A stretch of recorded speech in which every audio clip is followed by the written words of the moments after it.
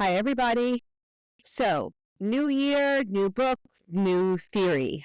Carrie and I are jumping on the let them theory bandwagon. We wanted to see what all the fuss was about. So, we started reading it. We are at different points in our reading. And so, this will probably be a two-part episode, a during and an after. Right, Carrie? That makes sense? Yeah, that makes sense. Yeah, just so you know, if some people don't know what we're talking about, this is a book that Mel Robbins just put out called The Let Them Theory. And she is a spokesperson. She has a podcast. She's a motivational speaker. Yeah. So that is who Mel Robbins is. And the book, The Let Them Theory.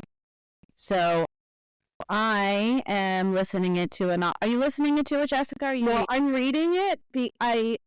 It's interesting because I know you said you think she has more anecdotes while you're listening, and that might be true, but I feel like I get more out of it when I read it, and I can highlight what really spoke to me. So we have those different perspectives as well. Yeah, because I'm listening. So I want to just start by saying, so we're at different points in the book, and I want to say that there's this really important point that she just made that I think it's really important to share with all parents, because I'm going to say even after all my years of parenting, having young adults, being in human resources and dealing with people, and also going through a life coach certification and all my education. I have a master's degree and I've been in therapy for 5+ years. You really building this up now. I am. I'm trying to build myself up, because then what I'm going to say might sound really stupid. No, there's nothing. People that this is what I learned. She said, and this is based on research, not just her personal feelings. As parents, it is 100% our job to manage our child's emotions and to help teach our children to manage their emotions. And while doing this, we are allowing them to experience all of their emotions, positive, negative. That means having tantrums and crying and being angry and being upset. And I know this at a really high level, but yet think back when you would go for your well checks with your child, and when they get to school age, why is it that there are all these rules then around how our children should behave and what's appropriate and not appropriate? But all of these things are appropriate. It is appropriate for a child to scream and cry and be frustrated.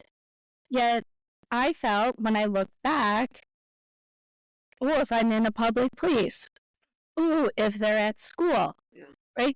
Those emotions should somehow be not allowed or pacified, or the guidelines surrounding them, that this is the way it's supposed to only be, this way, and this way. And the judgment if your child was acting a different way. Right. So, obviously, my children are young adults. I cannot go back and change any of how I reacted. But when I think back, and I feel like every time that I was like, oh, stop crying, or all those things, like what I did was give them the message that how you're feeling is not normal and not okay. Right. So I think one of the criticisms that came out around this, and not really a criticism, more of a question, was almost like, okay, so what does that mean, let them? that means when your child's having a tantrum or they're crying, is this supposed to work? You just let them? And yeah, now I'm a little behind Carrie. Carrie's on chapter 7, I'm on chapter 5. But the theme of it's not just let them, it's let me also. So let them have their reaction, but let me respond to it this way. Right. It's, you can't control what someone else is doing. You can only control your response. Right. Right. And so, for example, the child, right, if you're saying like, well, why would we let them just have a full-blown tantrum in the middle of Target when they can't get the toy that they want? Well, okay, they will, because you just told them, no, they can't have something. Right. And so that's normal for when you tell someone that they really, really, really, really want something that they can't have it. It's a normal reaction to be sad or angry or upset, whatever that emotion is. What the parent then should do, allow the child to be upset and angry, go over to them, like, don't walk away, because that was the other thing, then you're ignoring them. Well, I'm just going to leave and go to another aisle because I'm so embarrassed they need to get over it. No. Right. When you're leaving them to sit with their emotions by themselves. And sit with them like, yeah, I know how that feels, right? I know how it feels when I can't have what I really, really want. Like, but it's okay. It's normal for you to be crying, upset, and disappointed. And the big difference there is that as adults, we've learned, or most of us, and not everybody, but most of us have learned how to communicate our disappointment and our emotions, where kids are still figuring that out, especially a 3-year-old. You're taking them through the aisles of Target where everything looks appealing to them, and you're telling them no. How are they expressing that to you? It's a normal reaction for them. Yeah. Wow. So I won't fill you in on what happens in chapter 7, but you might want to take back that statement that most adults have learned how to express, because think about this. If our parents did not teach us that these behaviors and these reactions and these emotions are okay, and it's okay to display them and sit with them, how did we know? We didn't know. And to be honest, the doctors, or there weren't a lot of books around like emotions, sure. Right. That's so right. At the beginning, our initial way was to look at our parents. Well, our parents told us, stop, there's no crying in baseball, right. Whatever it is. So this is what we did. So I don't know that all adults now know how to, right? That's why they are angry in line with other adults yelling at them, or they're having road rage or getting frustrated. No, you raise a very good point. However, Mel makes the point that it is 0% our responsibility to manage another adult's emotions. Unlike our children, where it's 100%, 0%. So I won't tell you anymore. Okay. But other than this chapter where it gets into the kids, because my reading so far has not taken me through any of the parenting stuff yet, but there was so much of her stories and her anecdotes that I found so relatable. Mm-hmm. The prom, the very beginning. The prom, yes, but for me, it was more when she saw her friends on social media that they spent a weekend away together, and she wasn't included, and all of the feelings she had, like she felt excluded, she felt, what did I do wrong? All of these emotions that she was feeling. And then when she really sat and looked at it, she's like, well, I haven't spoken to them. Right. She released them and said, let them have their fun, let them have their weekend. But let me what? Did I build these relationships? Did I foster them? Did I put the time into this? No. And the answer was no, she didn't. And I had such a similar experience with one of my very dear friends. I love reading, and it was always wanted to be part of a book club. And I'm going back a number of years. So I didn't create my own book club. I looked for one to be invited to be a part of. And I did. I found one, and it was a group of women that I was brought in from a football mom that my boys were playing flag football. A football mom I was talking to, she said, "Oh, you should come to our meeting," and I did. And it just so happened, my very good friend was invited by somebody else, so we ended up together. Together in the same book club, not separate. Yes, but not brought in by each other. Okay. Both brought in by somebody else. Did you know each other were going to be there? Just through conversation, we're like, "Oh, how funny! We'll both be there." So, we both end up at the book club, and we do. There's a couple of meetings, a couple of people hosted, and as time went on, my friend was fostering these relationships outside of the book club, and I was not. I didn't feel an immediate connection with any other than my friend with anybody there. They were all lovely women. There was just not a connection for me with anyone in particular. So then I remember this so vividly. I was driving on the highway talking to my girlfriend on the phone, and it comes out that she's going away with them for the weekend to one of these women's lake homes. And the hurt that I felt, now listen, people will tell me the biggest thing, I'm not a crier.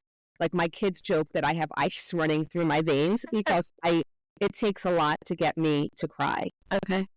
I was so hurt by this.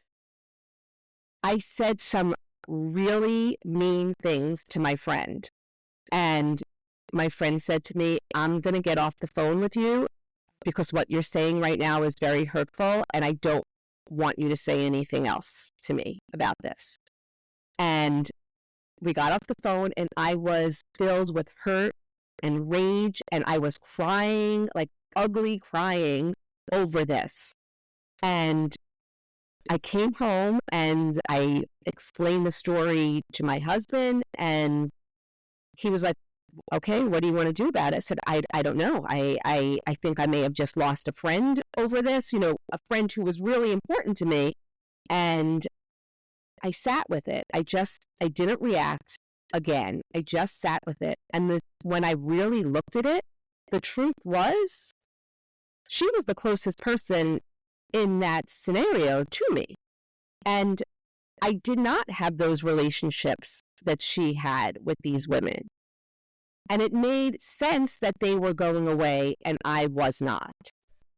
So I called my friend and I said, "I owe you an apology. I said some things out of hurt. And it's not so much that I wanted to go away with these women, but I wanted that for myself too. Not necessarily with that group in that moment, but that was where my hurt came from." And reading Mel's experience that she had, it brought that all back to me. And it's so, like, what she said was so true. Like, what did I do in that situation? Like, there was no, they moved on. Like, they moved on with their life without her.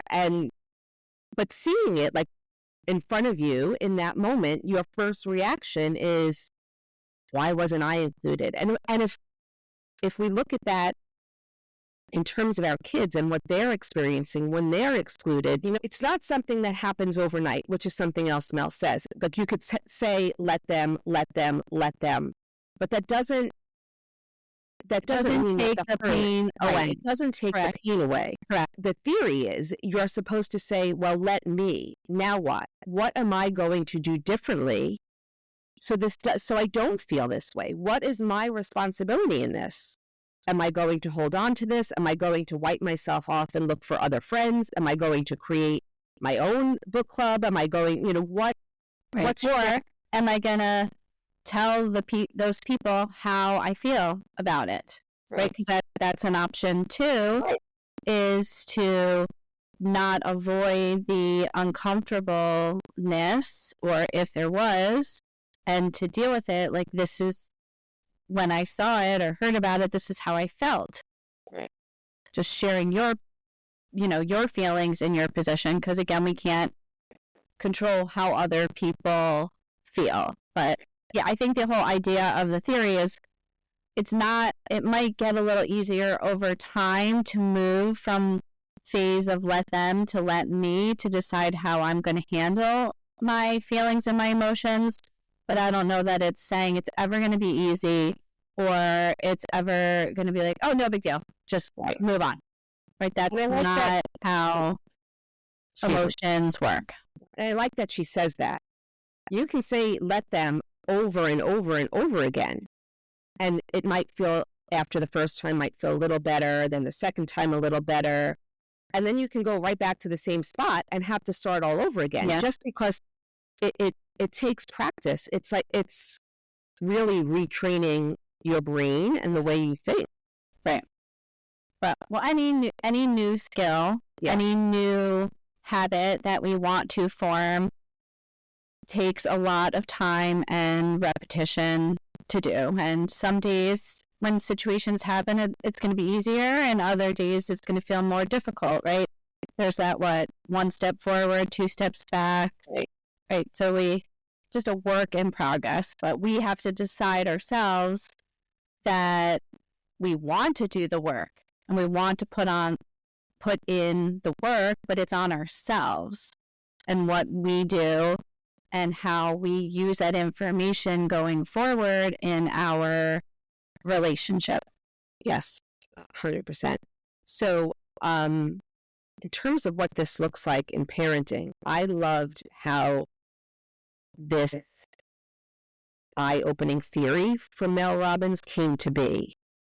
And you said that you found that relatable. Do you want to talk about that one a little bit? Sure. Mel Robbins describes the moment at which she thought about how let them impacted her life, and her life specifically in this instance as a parent. Her youngest son was going to prom, but leading up to it, he decided he didn't want to go to prom and didn't make any plans, and at the last minute changed his mind, had a date, and wanted, to put everything together quickly to go. But as a parent and as mom, Mel Robbins was also coming from a place where she had 2 older daughters who had everything done months in advance. Correct. Right. So now we're dealing with the difference between daughters and sons. Sure. So when her son decides he's going, as a mom and a parent, she wanted to hop right in to help plan everything for the prom so that he could have the best time possible now that he was going, which involved getting a corsage for the date. Now, the date wasn't a girlfriend or anything. It was just a friend. And she did ask her son if she should order one. And he, would she wear one? Should I get one? And the son specifically said, no, do not do it. Well, she didn't listen. And she was like, well, how could my son go to pictures and go to prom without his giving a date a corsage? So all of her beliefs and feelings around it. So she went ahead, and within a couple of days, because I think it was the week of prom, she figured out a way to get a florist to make a corsage. And so as they're getting ready to go to someone's house for pictures, or wherever they met for pictures, the older daughter happened to be home from college, saw the corsage, and knew that the son had said, Mom, don't make one or buy one or whatever. And so the daughter says, Mom, do not bring it. Do not bring it. He told you no. Well, she decides to just throw it in her purse because, if you get to pictures and the date is looking for a corsage, what mom would want her child to be embarrassed? Right. Oh my God, he doesn't have a corsage. She's thinking she's going to save the day. Yep. So she throws it in her purse. So they get to pictures, and long story short, she at some moment so the date is putting the boutonniere on him and asks her husband to help. Yeah. And so at this moment, she decides, okay, I'm going to pull out the corsage because that's the next step. And the son, shoots her a look, but it turns out that the date had made her own. Right. And something like that she put a lot of pride into making. Right. Yep. And so now here's Mel with this corsage that she was told not to get, and the date has her own. But of course, now the date doesn't want to be rude to, the mom and say like, no, oh, it's okay, it's fine, I'll put it on. So she realizes like, oh my God, what did I just do? He told me he didn't want it. I did it anyway. I'm so mortified, embarrassed. I want to crawl in my own purse. But you know what? Like, they can plan what they want to do and how they want prom to look like. It doesn't have to be how I wanted it. But then she takes it further because now it's raining, and as all the parents are there taking pictures, some of the parents start to ask, like, where are they going for dinner? And none of the kids in the group had made any reservations for dinner. It's crazy. It's prom season. All the reservations are made. So all the moms start freaking out, trying to quickly, make reservations for the kids. Right. And the kids want no part of it. Right. All they wanted to do was go to the local Mexican place. That's right. Yep. And so finally, I think it was the daughter who says, like, Mom, like, let them. But in that moment, I think, she looks at her son and she sees how happy he is. Mm-hmm. And they're so happy that they're going to run out in the rain and they're going to go to the local Mexican place. And who knows how that's all they wanted. Yep.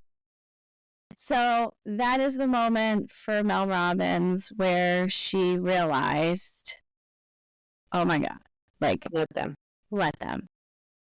And I can so relate, maybe not to the whole prom thing, but having boys and, trying to think I'm 3 steps ahead of them in terms of going to dances, asking girls out, whatever it is in their life where I made suggestions or asked them if I could do something and they clearly said, no, I have it.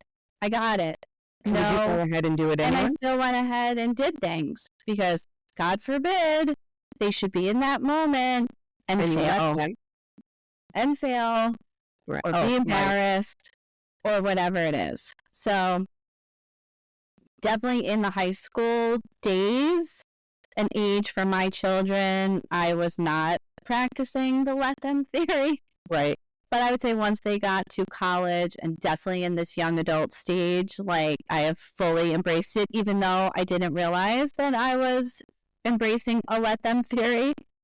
But I was respecting their wishes and not inserting myself in a place that I didn't need to be. Right.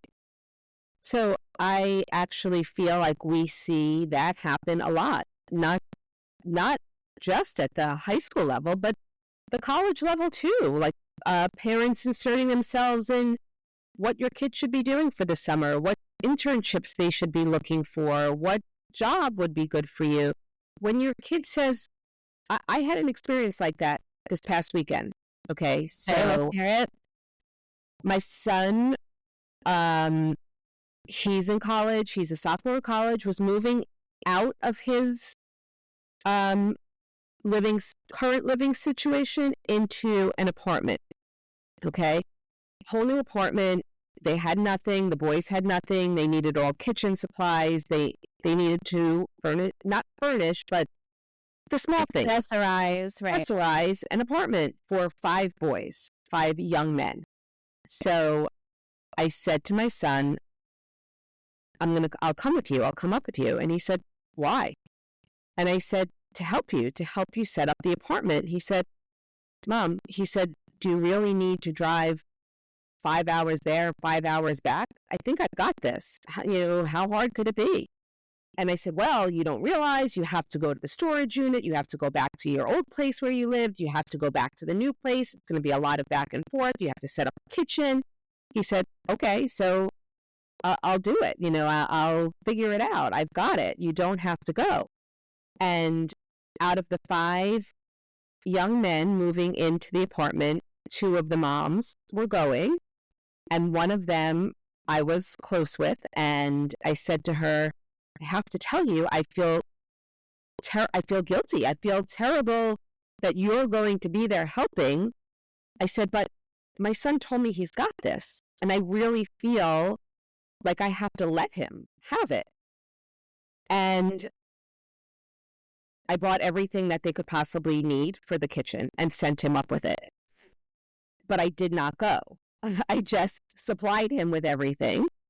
And he got there, and there were a couple of things I realized I forgot, like a bath mat. Something silly, but he didn't have his own bathroom before, and now he does. So he needed a bath mat, some cleaning, like a toilet bowl brush or a plunger, because he is a young man and they often need those plungers. So what did he do? He went and got himself that stuff. He called and he said to me, is it okay if I wash this because it smells? I was like, yeah. Can I ask you a question real quickly? No. Did you remind him that he needed a bath mat and a plunger, or did you let him figure that out? So I didn't even think about the bath mat. He told me he went to Target. I actually told him to get a plunger and a toilet bowl brush along the way. But I didn't even think about a bath mat. I had the towels, I had sheets, I had all that stuff, but I didn't even think about the bath mats. So this was on Saturday. He drove up there. He said, oh my gosh, there's so much stuff. I have so much to do. I'm so tired. And I kept thinking, if I was there with him, I could help him. It wouldn't be so hard. But he did it. And Sunday morning, he called me on his way home from Target. He was already coming back, getting the things that he realized he would need, except he forgot the plunger and the toilet bowl brush. So, so the toilet goes for a little bit. Not my problem. Let them. No, not your problem. But my point is, he did it. He did it. I let him, and he did. So, and you know what? It probably didn't look the way it wasn't the same as if you went and set things up, but it's how they want it, or how they will figure out how to put everything out in a kitchen, or how the bathroom should be, right? But it's one of those things, like, we want to just make it easier for them because we think we know how to do it, and I think that we think we know how to do it better. But that's not really the case. No. Yes, that, but also for me, it was, oh my gosh, what are the other parents going to think that I am driving distance away? They're flying in, and I'm not driving up to help my son. All right, but let's examine that. What could they have thought about you? Here's the thing. I have examined it, and I have thought about it, and it didn't matter. Right. It really, I was worried about their judgment, but it really had nothing to do with me. It should not have had anything to do with me. Because one of the things that it ended up saying about you and about your child was that you were confident that your child could figure it out on his own, and that when he did, he, I'm sure, was proud of himself that he didn't need his mommy to help him set up a kitchen and a bathroom. And I could not be more proud of him. I really couldn't. I mean, it was definitely hard to sit back and let go of that control, but it's not my job to do anymore. He figured it out. He did it. Yeah. And had he said to me, you know what, I would really like you to come with me, I probably would have been like, I'm so happy he still needs me. I'm so glad to be doing it for him and with him. But he had it. He had it. He did it. And this is like, right? This is normal for this stage of life, right? Releasing our control on our children and allowing them to figure it out themselves and become independent, because none of us want the 30-year-old living at home or moving into their first apartment and not knowing what to do. Right. And if that should happen, or if that's happening with people, like, that is on us as parents. Yes. Right? We were way too controlling and way too involved and didn't allow them. We didn't let them. Yep. There you go. Didn't let them. And I think that's where the let them theory is so important for parents. When your kids are telling you that they have it, when they are in control, you have to let them. Mm-hmm. I mean, I don't think there's any simpler way to say it. No. So, if you haven't read the book, if you haven't heard about it, go get it. Whether it's a hardcover book, audio book, really, really interesting and really helpful. And she's not lecturing, right? She's sharing her struggles. Yep. And she went through, how she got where she is. Yep. And it's really, really raw, and it's really entertaining. Yeah. So stay tuned for our next episode, or when we finish the book and do our part 2, we'll revisit and say what else we've gotten out of it. All right. I hope you enjoy and get something out of it too. All right. Have a good one.